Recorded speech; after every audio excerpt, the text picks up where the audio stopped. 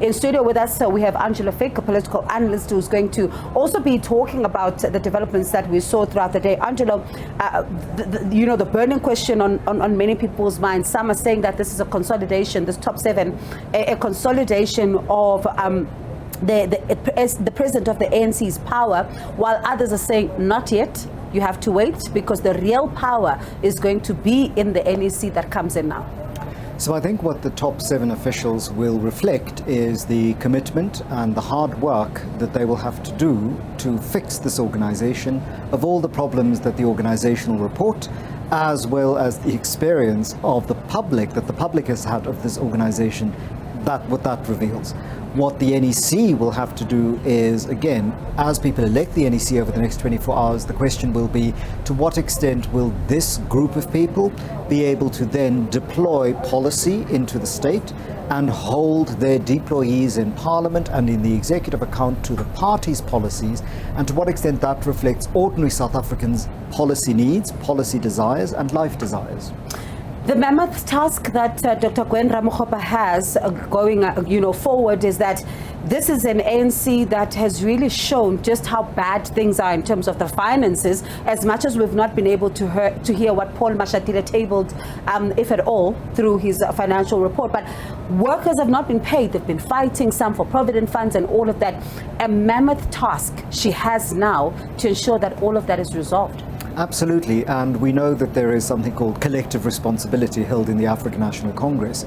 And so the African National Congress has to keep its procedures and structures will have to be fixed, but finances are going to be core and crucial to this, because you can't do anything else if you don't have the money to do it. And they've started talking about the former national spokesperson Pule Mabe, when he spoke about correcting the misperception that they were going to charge the media for access to their conference. He spoke about the challenges of funding events of this kind. We know that they have started objecting to the party funding formula and the new legislation around that. And we also know that in an economy in the doldrums that South Africa's economy has been over the last decade, the people funding the governing party that oversaw that economic malaise, that's diminishing and disappearing. And so where the sources of funding will come from in an organization where the membership numbers are not clear and the membership fees have been nominal for very specific historical reasons, that's going to be the challenge. And so this is not just Dr. Ramokgopa's problem. She will be the, shall we say, figure on whom this issue will rest. But it is an organizational problem that all of them will have to work towards. Especially now with some of the outgoing NEC members describing this current NEC as the weakest yet, and saying that it achieved nothing, it messed up so much, but it didn't fix anything. So whatever happens now, it is not only to the top seven, but also to all the officials who are senior leaders in the party, to make sure that they make what you're talking about happen, they fix it. But how do they begin to even fix it? Do we even know or have an understanding from some of the candidates while they were standing what their plans are? This is the crisis. You can only fix a problem if the problem is the caliber of people who make the selection, and you can only fix that problem through the selection process. You're in a double bind. This is a catch-22.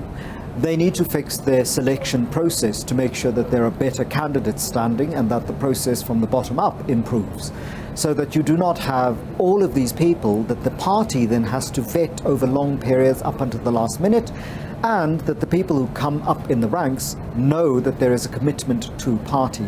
Now, to some extent, this was the case when the party was a liberation movement, and it was easier because it didn't have control over massive resources. But since it's become the party of government, patronage networks inside the party, using their levers, their control over the levers of the state, have polluted, shall we say, the ways in which ideology and belief is the primary way in which you prove, through strategy contribution, how you rise in the party.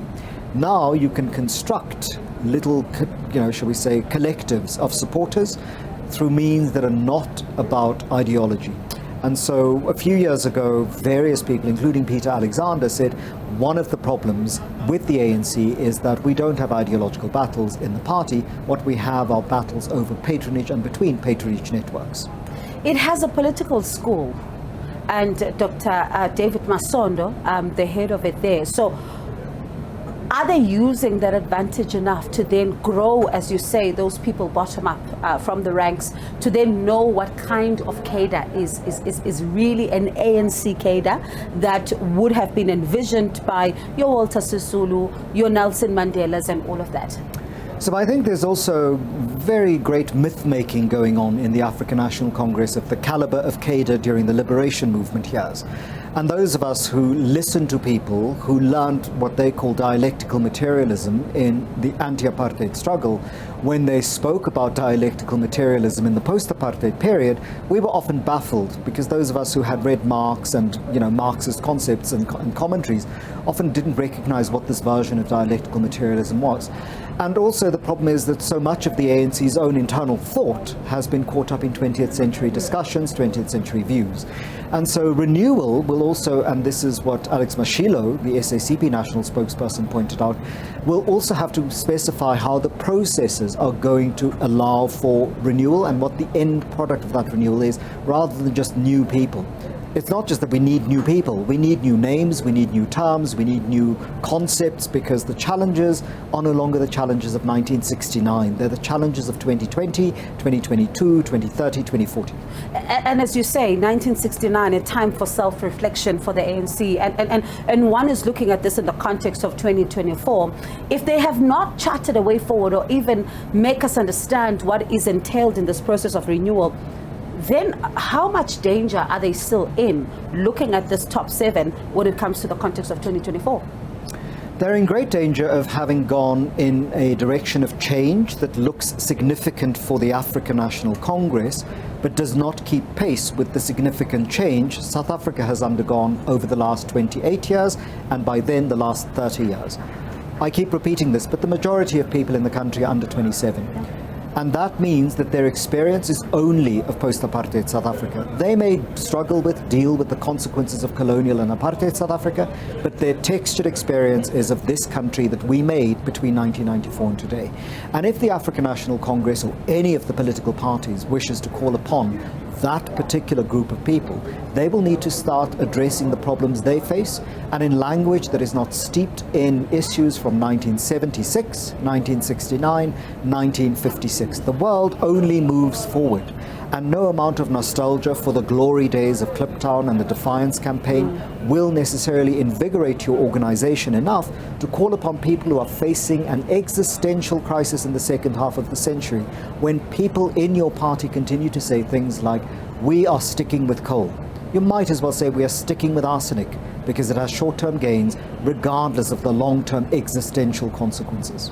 And when you talk about, the younger population, the president in his political report talking about the investment in early childhood development, because we still have unacceptably high dropout rates there.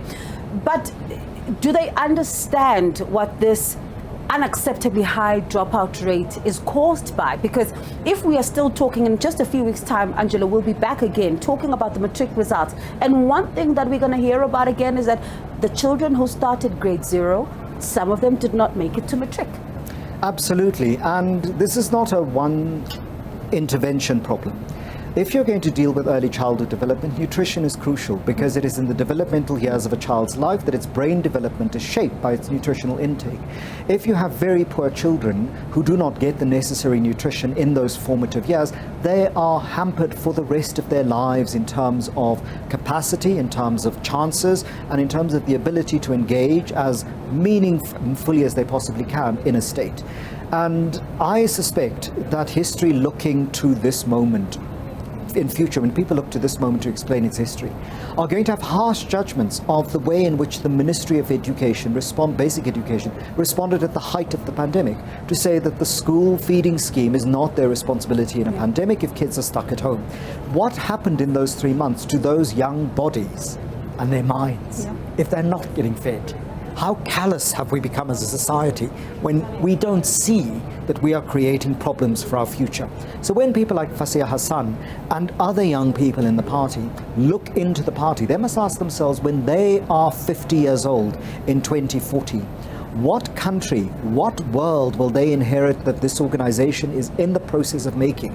Because we are currently sitting in a situation where the young people 18 to 35, are sitting in a country made in the 1990s and early 2000s.